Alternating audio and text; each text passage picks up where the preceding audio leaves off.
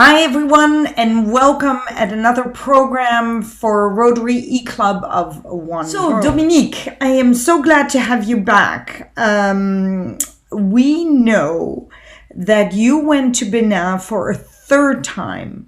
What doors have been opened since becoming a Rotarian and taking this third trip to Benin? Well, the difference was that I went to a Rotary meeting and I met the people we invited to our fellowship meeting in March, just before I went there. So I had the opportunity to speak about social or community problems there with other people than the ones I already talked to. And then I could see the needs of the Beninese community there and what a Rotary Club does in an African country. And it was very interesting. So, as you recall, we spoke about an orphanage they're helping, and I had the opportunity to go there and see the children with them. And as you may remember also, I have an association, I'm vice president of an association there.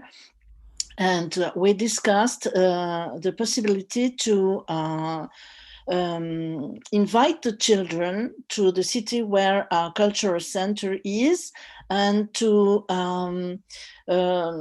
sort of organize a vacation for them in that city, which is very interesting on a historical point of view. And our president is also a guide for tourists, and he can lead the children into the sacred forests and to see maybe the king or queen of Allada, which is the city where we are.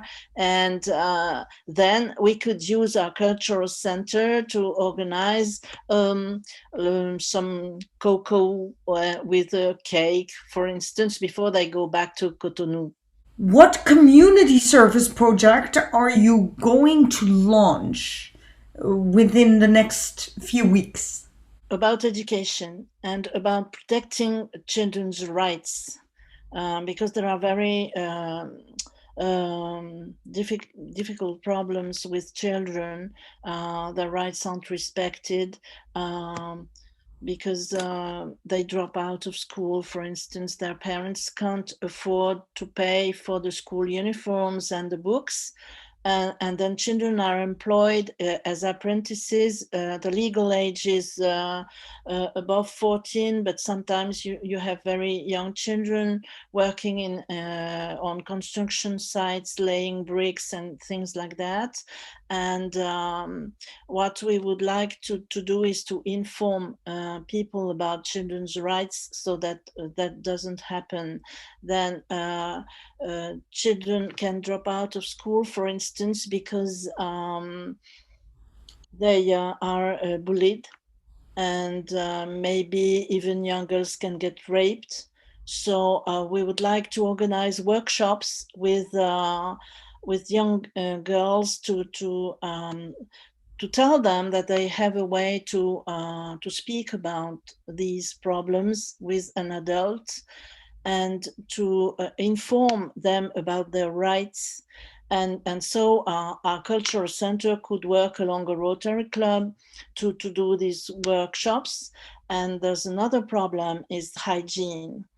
Uh, Young girls sometimes don't have sanitary towels, and when they have a blood stain on their dress, they're ashamed by other children and they drop out of school. So we would like to organize a workshop to teach them to make their own towels and to wash them and have them disinfected so they don't get infections, and they are always with clean towels each time they have their periods.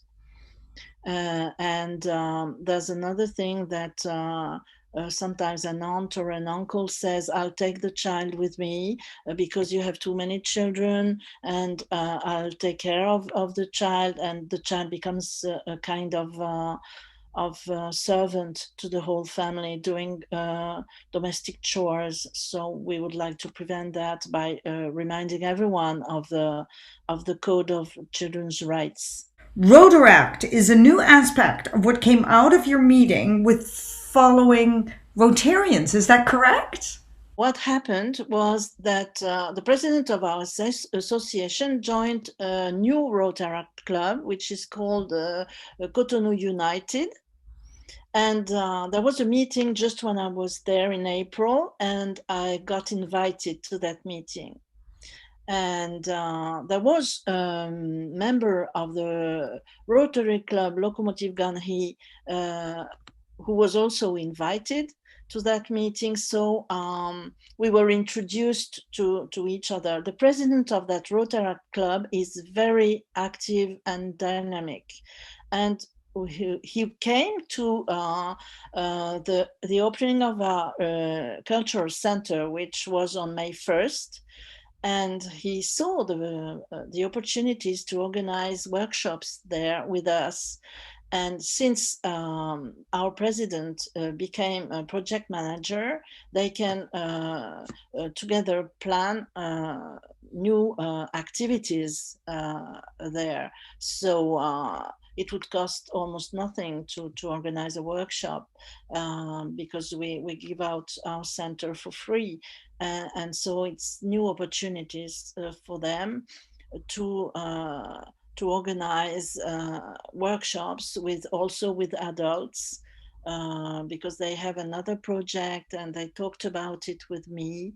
And so it's interesting to see that I became a Rotarian and as a vice president of an association, and our president became a member of a Rotaract club at the same time. So now our association wants to work hand in hand with Rotary and Rotaract and be even more useful and to develop projects together. So for instance, for the orphanage, we would like to buy them rice and hygiene products, and vegetable oil and things like that, and so we could participate in the orphanage help. Are they attached to any schools that you know of? They work with NGOs and with the Red Cross in Benin. They'd like to do activities with them and to go to remote places where there is a lot of poverty, and this is why children drop out of school, and so they would like to do even more information and workshops and to go to see the authorities, also the local authorities, to warn them that in villages young girls are either bullied or shamed or have not all they need, and also to distribute